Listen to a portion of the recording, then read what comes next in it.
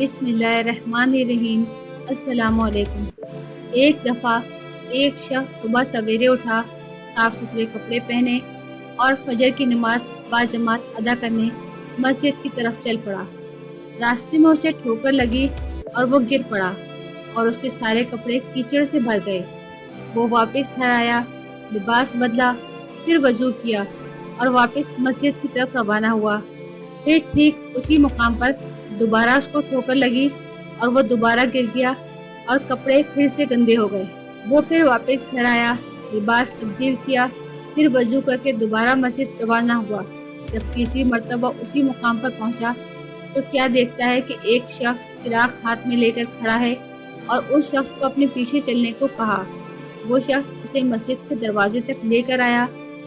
पहले शख्स ने उससे कहा कि आप भी आकर नमाज पढ़ लें, मगर वो खामोश रहा और चिराग हाथ में पकड़े खड़ा रहा, लेकिन मस्जिद के अंदर दाखिल नहीं हुआ। 2-3 बार इनकार पर उसने पूछा कि आप मस्जिद आकर नमाज क्यों नहीं पढ़ लेते। हाथ में चिराग लिए शख्स ने कहा, इसलिए कि मैं इब्लीस हूँ। पहले शख्स की हैरानगी की इंतहा ना रही। शैतान ने अपनी बात जारी रखते हुए कहा कि मैं ही था जिसने तुम्हें पहली बार ज़मीन पर गिराया था।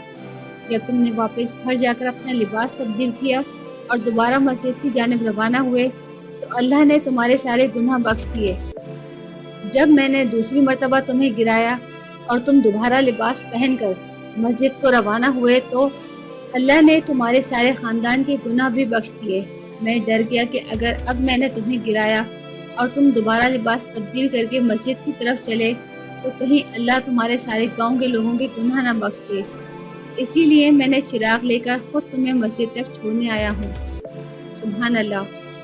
अल्लाह बड़ा रहीम और करीम है। वो ज़रा सी भी नेकी के बदले हमारे सारे गुनाह माफ़ कर देता है। ऐसी ही मुफीद मालूमात के लिए आप हमारे चैनल को सब्सक्राइब और साथ ही बेल आइकॉन को प्रेस करें ताकि हर नई आने वाली वीडियो आप लोगों को फ़ौरी तौर पर मिलती रहे। अगर हमारी वीडियो पसंद आई हो तो आप अपने दोस्तों और अहबाब के साथ ज़रूर शेयर करें।